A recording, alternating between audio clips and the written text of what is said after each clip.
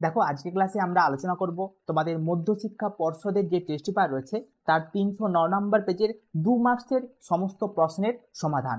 দেখো 1 নম্বরের যে প্রশ্নগুলো রয়েছে তার উত্তর তোমাদের বইতেই দেওয়া রয়েছে, তাও যারা বই পাওনি তাদের জন্য আমি একটা ভিডিও করে আপলোড করেছি। সেই ক্লাসটা দেখার পরে তোমরা সবাই বলেছিলে যে 2 মার্কসের সমাধান তোমাদের চাই, সেই জন্য আজকের এই ক্লাসটি আমি করছি।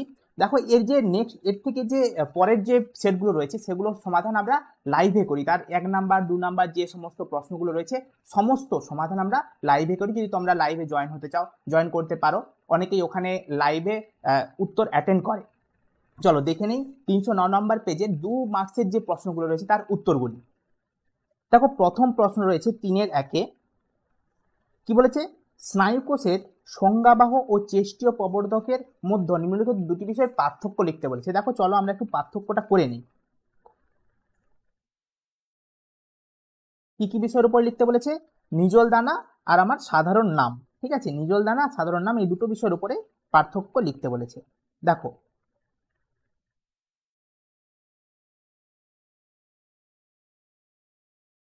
আচ্ছা, দেখো সংজ্ঞাবাহ এটা রয়েছে আর আমার চেষ্টীয় এটা রয়েছে। ঠিক আছে, চেষ্টীয় রয়েছে এটা আর এটা হচ্ছে আমার সংজ্ঞাবাহ। ওকে, দেখো সংজ্ঞাবাহ প্রবর্তকটির নাম কি বলতো? সংজ্ঞাবাহ প্রবর্তক মানে যেটা সংজ্ঞা বহন করে সেটা কি হবে? আমার ডেনড্রন। আর যেটা চেষ্টীয় রয়েছে সেটা কি হবে? আমার অ্যাকশন, তাই না? তারপরে কি বলেছে?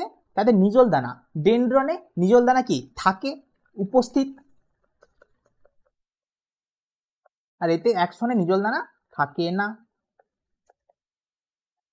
ওকে, নেক্সট প্রশ্ন দেখো, বিদ্যালয়ের চক্ষু শিবিরে ডাক্তারবাবু কি কি বললেন? ইংরেজি দিদিমণিকে মাইনাস পাওয়ারের চশমা ব্যবহার করতে বললেন। তার কি রোগ রয়েছে? মাইনাস পাওয়ারের চশমা কারা ব্যবহার করে? যাদের মায়োপিয়া হয়, মায়োপিয়া। নেক্সট কি বলেছে? অঙ্কের মাস্টার মশাইকে বাইফোকাল লেন্স মানে দুটো, একটা মাইনাস থাকবে একটা প্লাস, তার কি রোগ আছে? বাইফোকাল লেন্স মানে তার আছে আমার প্রেস বায়োপিয়া, প্রেস বায়োপিয়া। ওকে, তার রয়েছে প্রেস বায়োপিয়া। তারপরে কি বলেছে? অবসরপ্রাপ্ত প্রধান শিক্ষক মহাশয়কে কৃত্রিম লেন্স প্রতিস্থাপনের জন্য বললেন। তার মানে তার কি রয়েছে? ক্যাটারেক্ট বা ছানি পড়া রয়েছে, ছানি পড়া, ছানি পড়া এই রোগটি রয়েছে। নেক্সট, জীবন বিজ্ঞানের দিদিমণিকে উত্তল উত্তল লেন্স ব্যবহার করতে বললেন। তার মানে কি? উত্তল লেন্স কারা ব্যবহার করে? যাদের হাইপারোপিয়া বা হাইপারমেট্রোপিয়া থাকে, হাইপারোপিয়া।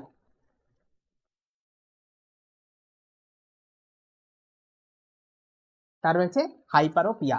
ঠিক আছে, এটাই বলেছে ব্যবহারের পরামর্শ দিলেন, ওনাদের দৃষ্টিশক্তির ত্রুটিগুলি শনাক্ত করো, এটাই। চলো নেক্সট প্রশ্নে আসি। নেক্সট প্রশ্ন দেখো কি বলেছে? নিম্নলিখিত ক্রিয়াগুলির সঙ্গে সম্পর্কিত হরমোনগুলির তালিকা প্রস্তুত করো। কি বলেছে? আচ্ছা, ক্যাটাকোলামাইন হরমোন যা নিউরোট্রান্সমিটার হিসেবে কাজ করে, কি হবে? Adrenaline, adrenaline. ওকে, নেক্সট প্রশ্ন দেখো কি বলেছে? ক্ষারীয় হরমোন, ক্ষারীয় হরমোন যা অগ্রস্থ প্রকটতা প্রদর্শনে বাধা দেয়। অগ্রস্থ প্রকটতা প্রদর্শনে বাধা দেয় কে? আমাদের বাধা দেয় সাইটোকাইনিন।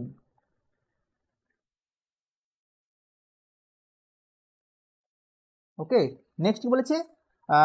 নিউরো হরমোন স্তনগ্রন্থি থেকে দুগ্ধ নিঃসরণে সাহায্য করে, কে করে? অক্সিটোসিন।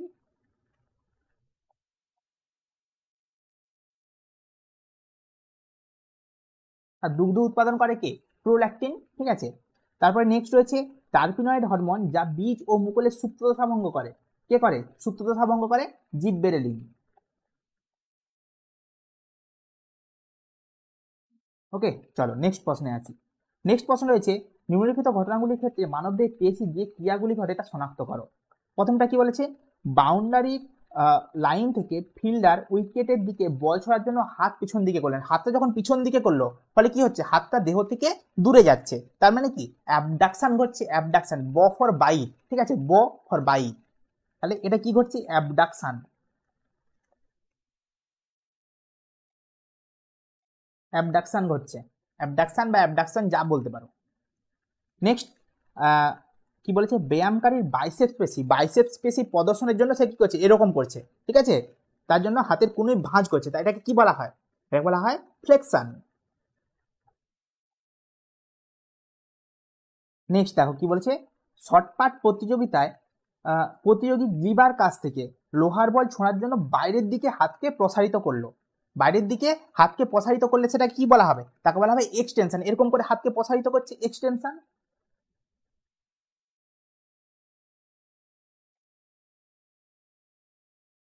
ওকে, এক্সটেনশন হচ্ছে। নেক্সট কি হবে? নেক্সট প্রশ্ন রয়েছে, ক্রিকেট ম্যাচে বোলার নো বল করার জন্য আম্পায়ার কি করছে? ফ্রি হিট দেখাচ্ছে। ফ্রি হিট দেখাচ্ছে মানে এটা কি হচ্ছে? রোটেশন হচ্ছে, রোটেশন। রোটেশন হচ্ছে, ঠিক আছে। চলো নেক্সট প্রশ্ন আছে। নেক্সট প্রশ্ন রয়েছে, একটি আদর্শ উদ্ভিদ কোষে ও একটি আদর্শ প্রাণী কোষে সমবিভাজনের সময় ডিম্বতন্তু গঠন ও সাইটোপ্লাজম বিভাজনের কিভাবে ঘটে তা পার্থক্য আকারে উপস্থাপিত করতে বলেছে। দেখো কেমন হবে, দেখো।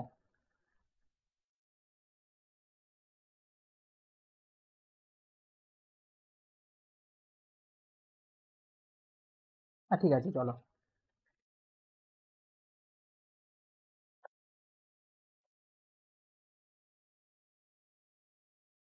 হ্যাঁ, দেখো এটা যদি আমরা উদ্ভিদ কোষ নেই, এটা ধরো আমি উদ্ভিদ কোষ নিলাম, আর এটাকে ধরো আমি প্রাণী কোষ নিলাম। ওকে, কি বলছে? বেমতন্তু গঠন। উদ্ভিদ কোষে বেমতন্তু গঠন হয় কিসের মাধ্যমে? আর আমার প্রাণী কোষে কে গ্রহণ করে? প্রাণী কোষে সেন্ট্রোজোম, তাই না? সেন্ট্রোজোম, যেটা কি করে, সেন্ট্রোজোম থেকে অ্যাস্ট্রাল রশ্মি বেরোয়, সেখান থেকে আমার প্রাণী কোষের বেমতন্তু গঠিত হয়। নেক্সট হচ্ছে সাইটোপ্লাজমের বিভাজন। উদ্ভিদ কোষের ক্ষেত্রে কিসের মাধ্যমে হয়? কোষপাত গঠনের মাধ্যমে। কোষপাত গঠন। আর প্রাণী কোষের ক্ষেত্রে কিসের মাধ্যমে ঘটে? এটা হয় ক্লিভেজ পদ্ধতিতে হয়, ক্লিভেজ পদ্ধতিতে ঘটে। নেক্সট প্রশ্ন দেখো। নেক্সট প্রশ্ন বলেছে, কোষ বিভাজনের নিম্নলিখিত ভূমিকাগুলি বিশ্লেষণ করো এবং কোষীয় অঙ্গাণুগুলিকে কোনটা কোন কাজে লাগছে সেটা শনাক্ত করতে বলেছে। দেখো কি বলেছে প্রথমটা, অ্যানাফেজ দশায় ক্রোমোজোমীয় মেরুমুখী চলন শক্তি সরবরাহ করে। শক্তি সরবরাহ করে কে? শক্তি সরবরাহ করবে আমাদের মাইটোকন্ড্রিয়া।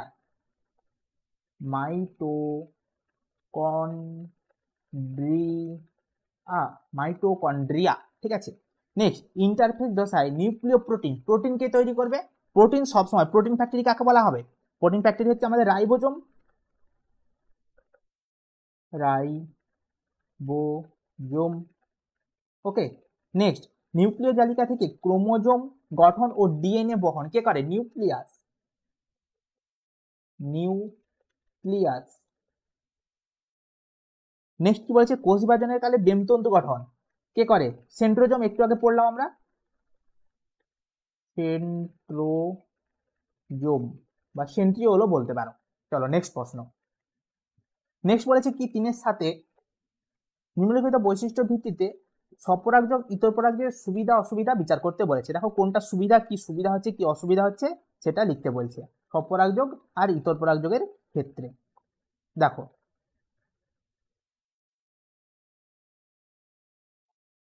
যদি আমরা স্বপরাগযোগ বলি, এটাকে ধরো স্বপরাগযোগ বললাম,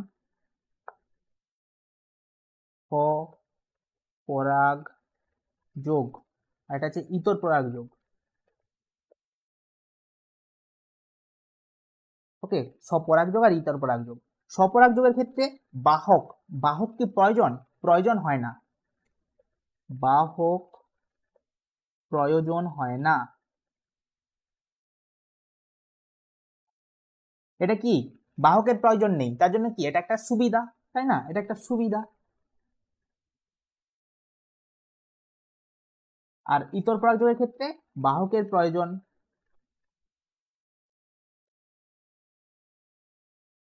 সাপোজ ধরো বাহক পাওয়া যাচ্ছে না, সেক্ষেত্রে কি হয়? পরাগযোগ সম্ভব নয়। সাপোজ ধরো পতঙ্গ সেখানটায় তখনের জন্য কি অনুপস্থিত রয়েছে, ফলে কি হবে? পতঙ্গ পরাগী ফুলের আমার পরাগযোগ হবে না। তার মানে এটা কি, তার অসুবিধা। এটা একটা অসুবিধা ইতর পরাগযোগের ক্ষেত্রে। নেক্সট রয়েছে পরাগরেণুর অপচয়। স্বপরাগযোগের ক্ষেত্রে পরাগরেণুর অপচয় কি হয়? কম হয়, কারণ সেই ফুলেরই পরাগরেণু তার গর্ভমুণ্ডে এসে পড়ছে, ঠিক আছে। সেজন্য কি পরাগরেণুর অপচয় হয় না বললেই চলে। পরাগ রেণুর অপচয় কি হয়? কম হয়, কম হয়। এটা তার কি? এটা একটা সুবিধা।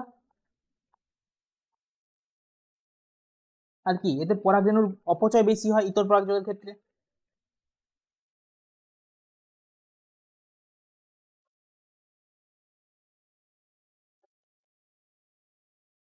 এটা কি? এটা এক ধরনের অসুবিধা, তাই না? চলো নেক্সট প্রশ্ন। নেক্সট প্রশ্ন হচ্ছে 8 দাগে, দেখো মটর গাছের একটি বিশুদ্ধ হোমোজাইগাস একটি হেটেরোজাইগাস জিনোটাইপের উদাহরণ দাও। দেখো হোমোজাইগাস কি হবে? হোমোজাইগাস হবে আমার বড় টি অথবা ছোট টি। আর হেটেরোজাইগাস কি হবে? হেটেরোজাইগাস হবে আমার ছোট টি ছোট টি। ঠিক আছে, ছোট টি বড় টিও লিখতে পারো, বড় টি ছোট টি লেখাটা সব থেকে বেস্ট। চলো নেক্সট প্রশ্নে আসি। নেক্সট প্রশ্ন দেখো কি বলেছে, কারণ সহ এমন দুটি জিনগত রোগের নাম লেখো, একটির ক্ষেত্রে পিতা বাহক হতে পারে কিন্তু অপরটির ক্ষেত্রে পিতা বাহক হতে পারে না। দেখো বর্ণান্ধতা, এটা কি হয়? প্রচ্ছন্নধর্মী হয় আর এক্স ক্রোমোজোমে অবস্থিত, সেজন্য পিতা বাহক হতে পারে না। কেন বাহক হতে পারে না আমি সুন্দর করে লিখে দিয়েছি, দেখে নিতে পারো, স্ক্রিনশট নিয়ে নাও তোমরা। নেক্সট দেখো থ্যালাসেমিয়া। থ্যালাসেমিয়ার ক্ষেত্রে কি হয়? এটা আবার অটোজোমাল জিন দ্বারা নিয়ন্ত্রিত, তাই পিতা কি হবে? বাহক হতে পারে। আমি সুন্দর করে লিখে নিয়েছি। চলো নেক্সট প্রশ্ন দেখো, মেন্ডেল তার এক সংকর জনন পরীক্ষা থেকে যে সূত্রটি প্রণয়ন করেছেন সেটা বিবৃত করো। দেখো এটা আমি লিখে দিয়েছি, আর এই সূত্রটা তোমাদের জন্য খুব খুব খুব ইম্পর্টেন্ট। চলো নেক্সট প্রশ্নে আসি। নেক্সট প্রশ্ন রয়েছে 3-11, সমস্ত সমবৃত্তি অঙ্গে নিম্নলিখিত বৈশিষ্ট্যের নিরিখে বৈষম্য যে বৈষম্য প্রদর্শন করে তার পার্থক্য আকারে প্রকাশ করতে বলেছে। চলো দেখি পার্থক্য আকারে এটা প্রকাশ করে দেখি কি হয়।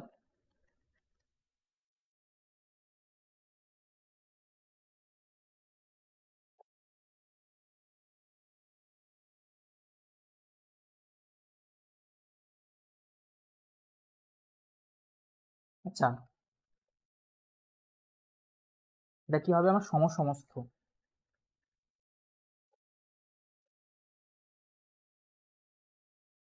দাঁড়াও দাঁড়াও দাঁড়াও, এটা হবে আমার সমস্ত অঙ্গ। সমস্ত অঙ্গ, ঠিক আছে, এটা হবে সমবৃত্তীয় অঙ্গ। দেখো প্রথমটা কি বলছে? প্রথমটা বলছে উৎপত্তি গঠন কার্যগত ভাবে। দেখো সমস্ত অঙ্গের ক্ষেত্রে উৎপত্তি ও গঠনগত ভাবে কি হবে? এক হবে, এক হবে, কিন্তু কার্যগত ভাবে আলাদা হবে। কার্যগত ভাবে কি হবে? আলাদা, তাই না? দেখো সমবৃত্তি অঙ্গের ক্ষেত্রে কি হবে? উৎপত্তি গঠনগত ভাবে আলাদা হবে, উৎপত্তি গঠনগত কি হবে? আলাদা হবে। আর কি কার্যগত ভাবে হবে এক, ঠিক না? নেক্সট কি বলছে? কোন ধরনের বিবর্তনকে সাহায্য করে? দেখো সমস্ত অঙ্গ কি ধরনের বিবর্তন করবে? এটা করবে অপসারী, আর এটা কি করবে? অভিসারী। এই দুটো বিবর্তনকে কি করে? প্রমোট করে, ঠিক আছে, সাক্ষ্য বহন করে এই দুটো বিবর্তনে। চলো নেক্সট প্রশ্ন কি বলেছে। নেক্সট প্রশ্ন বলেছে ভ্রূণতত্ত্বের বিকাশের তুলনামূলক ভ্রূণতত্ত্বে কি ভ্রূণগুলোর মধ্যে কি সাদৃশ্য লক্ষ্য করা যায়। দেখো কি প্রথম রয়েছে গলবিলীয় অংশে বহিস্থ ফুলকা খাঁজ, নেক্সট একসারি অন্তস্থ যুগ্ম ফুলকাথলি, নেক্সট লেসদৃশ গঠনে উপস্থিত খণ্ডক, যার মধ্যে কি মায়োটম পেশির উপস্থিতি। ঠিক আছে, চলো নেক্সট প্রশ্ন দেখো, জীবের আচরণ কিভাবে অভিযোজন অভিব্যক্তির সঙ্গে সম্পর্কিত সেটা ব্যাখ্যা করো। দেখো আমি ভালো করে লিখে দিয়েছি, প্রথমটা বলেছি কি না আচরণ কাকে বলে, নেক্সট বলেছি যে আচরণের সঙ্গে অভিযোজনের কি সম্পর্ক, নেক্সট তারপরের পয়েন্টে বলেছি অভিযোজনের সাথে অভিব্যক্তির কিভাবে সম্পর্ক। ওভারঅল গোটা প্রশ্নটা আমার এটাই লেখা রয়েছে যে এই তিনটার মধ্যে সম্পর্কটা কি, আচরণ, অভিযোজন আর অভিব্যক্তির মধ্যে আমার সম্পর্কটা কি। ঠিক আছে, দেখো তোমরা স্ক্রিনশট নিয়ে নাও। চলো নেক্সট প্রশ্নে আসি। নেক্সট প্রশ্ন বলেছে ভারতবর্ষে বিপন্ন প্রজাতির সংস্করণের উদ্দেশ্যে গৃহীত পদক্ষেপগুলি পড়ো, প্রত্যেকটি পদক্ষেপের সঙ্গে সম্পর্কিত বিপন্ন প্রজাতির প্রাণীটিকে শনাক্ত করতে বলেছে। প্রথমটা কি বলেছে? WWF এর সহযোগিতায় IRV 2020 প্রকল্প গ্রহণ করে বিলুপ্ত এ প্রাণীটি সংরক্ষণ করা হয়েছে। দেখো এখানে এ প্রাণীটি কি হবে সেটা বলতে হবে। দেখো এখানে এ প্রাণীটি হবে গন্ডার। নেক্সট কি বলেছে, বাউলা প্রজেক্ট আর উড়িষ্যা, তার মানে এটা হবে কুমির। দেখো যেখানে উড়িষ্যা থাকবে সেক্ষেত্রে কুমিরটাই বেশি হয়, কারণ উড়িষ্যায় কুমির প্রচুর পরিমাণে রয়েছে। চলো নেক্সট প্রশ্ন, বিপন্ন সি প্রাণীটি সংরক্ষণের জন্য গির অভয়ারণ্য মানে আমি এক ঝটকায় লিখে দিতে পারি সিংহ। নেক্সট, বিপন্ন ডি প্রাণী সংরক্ষণের উদ্দেশ্যে 1973, এই সালটা খুব ইম্পর্টেন্ট, 1973 মানেই একটাই নাম আসবে, সেটা হচ্ছে বাঘ। আবার 1 এপ্রিল, আরো পয়েন্টটা আরো দৃঢ় হয়ে গেল, 1973 1 এপ্রিল। চলো নেক্সট প্রশ্নে আসি। নেক্সট প্রশ্ন বলেছে 15 দাগে, দেখো কি বলেছে, নিচের ঘটনাগুলির মধ্যে দায়ী দূষণ আর দূষণজনিত ফলাফল। দেখো দূষণটা কি আর দূষণজনিত ফলাফলের ফলে কি হয় সেটা লিখতে বলেছে। দেখো প্রথমটা বলেছে ভিক্টোরিয়া মেমোরিয়ালে মার্বেল পাথরের ক্ষতিগ্রস্ত হওয়া, এটা কি দূষণের ফলে হয়? এটা হয় আমার বায়ু দূষণের ফলে। এর ফলাফল কি হবে? এর ফলাফল তোমরা বলতে পারো মানুষের উপরে প্রভাব, কি মানুষের বিভিন্ন ধরনের রোগের সৃষ্টি হয়, যেমন কি তার অ্যাজমা হয়, ব্রঙ্কাইটিস হয়, এই সমস্ত হয়। ঠিক আছে, মানুষের ক্ষেত্রে কি হয়? মানুষের ক্ষেত্রে হয় অ্যাজমা, ব্রঙ্কাইটিস। ঠিক আছে, এই সমস্ত রোগ হয়। গাছপালার উপরে প্রভাব, ঠিক আছে, গাছপালা কি হয়, প্রচুর গাছপালা ক্ষতিগ্রস্ত হয় এই অ্যাসিড বৃষ্টির ফলে।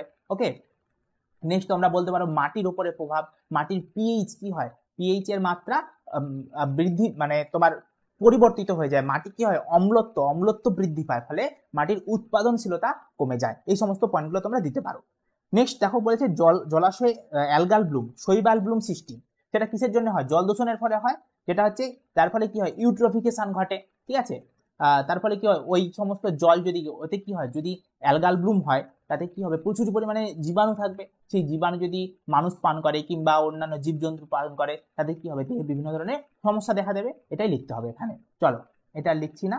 নেক্সট প্রশ্ন দেখো, আচ্ছা কোন সংরক্ষণযোগ্য অঞ্চল, আচ্ছা কোন সংরক্ষণযোগ্য অঞ্চলকে বায়োডাইভার্সিটি হটস্পট হিসাবে ঘোষণা করতে গেলে যে দুটি শর্ত পূরণ করতে হবে, খুব ইম্পর্টেন্ট। দেখো প্রথমত যেটা দিয়েছি, প্রায় 1500টির বেশি নালিকা বান্ডেল সমন্বিত এন্ডেমিক প্রজাতির উদ্ভিদ প্রজাতি উপস্থিত হতে হবে, আর বনজ সম্পদের প্রায় 70% বিলুপ্ত হয়ে যেতে হবে।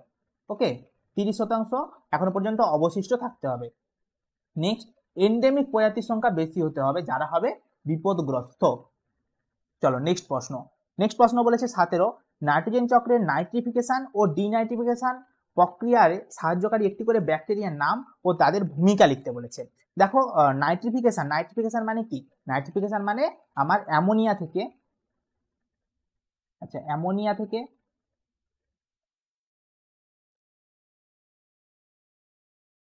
থেকে কি উৎপন্ন হবে?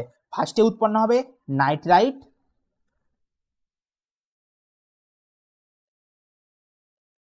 তারপরে কি উৎপন্ন হবে? নাইট্রেট, তাই না? এগুলো উৎপন্ন হবে। দেখো অ্যামোনিয়া থেকে নাইট্রাইট করতে কে সাহায্য করে? নাইট্রোসোমোনাস,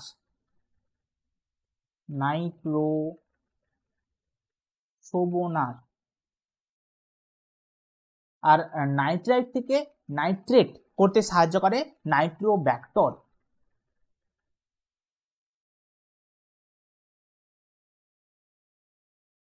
ঠিক আছে, এবারে ডিনাইট্রিফিকেশন কি?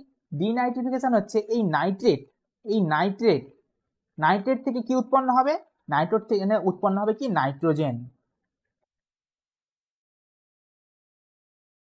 তাতে কে সাহায্য করে? সিউডোমোনাস।